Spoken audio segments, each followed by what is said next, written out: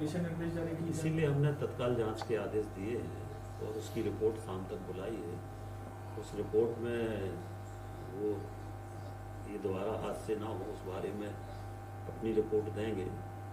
और ये जो पूरा काम चल रहा है प्रदेश में जहाँ पर भी चल रहा है, इसमें हम पूरे जो निर्देश हैं, जो एग्रीमेंट है, उसकी जांच कराएंगे और उसमें क्या इस तरह के स्पष्ट प्रावधान है कि नहीं है कि अगर कोई ऐसी घटना होती है तो पूरी तरह से इसमें जो लापरवाही है वो ना हो।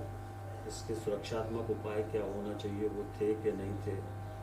तो मतलब अगर सुरक्षात्मक उपाय नहीं थे तो जो ये लापरवाही की श्रेणी में भी नहीं आता, ये तो अपराध की श्रेणी जी।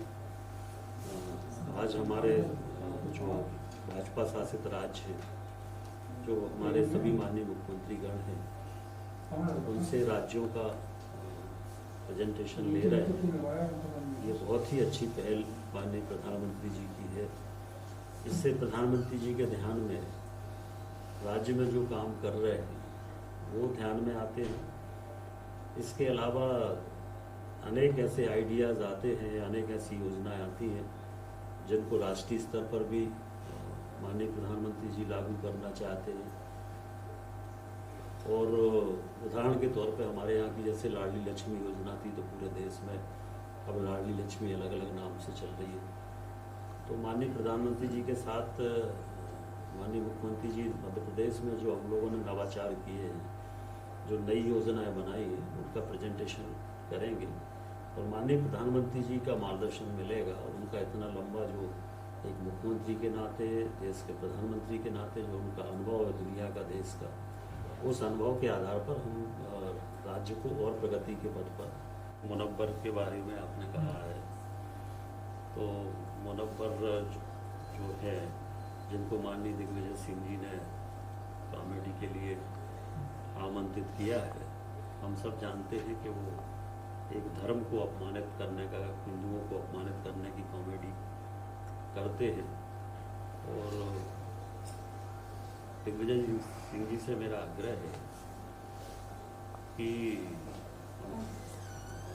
जो राहुल गांधी है, वो भी, राहुल गांधी भी कोई मुनव्वर खां से कम कॉमेडियन नहीं है। तो कॉमेडी कराना ही है तो राहुल गांधी को बुला लें। तो वो मतलब मुनव्वर खान में और राहुल गांधी में कोई बहुत अंतर नहीं है, वो भी वही कॉमेडियन है, ये भी कॉमेडियन है। तो उनको बुला लें तो दिग्विजय सिंह जी के नंबर भी बढ़ेंगे। और वो देखिए, निश्चित रूप से कल जो घटना हुई है सीवर लाइन में, जो 2 लोगों की दुखद मृत्यु हुई है, घटना बहुत ही दुखद है।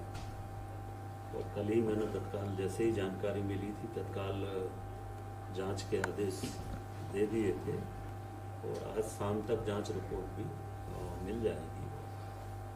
परंतु प्रथम दृष्टया ये लापरवाही का मामला बनता है और इसलिए पुलिस इसमें 304 में केस रजिस्टर्ड करेगी। इसके साथ साथ विभागीय स्तर पर भी जो एजेंसी है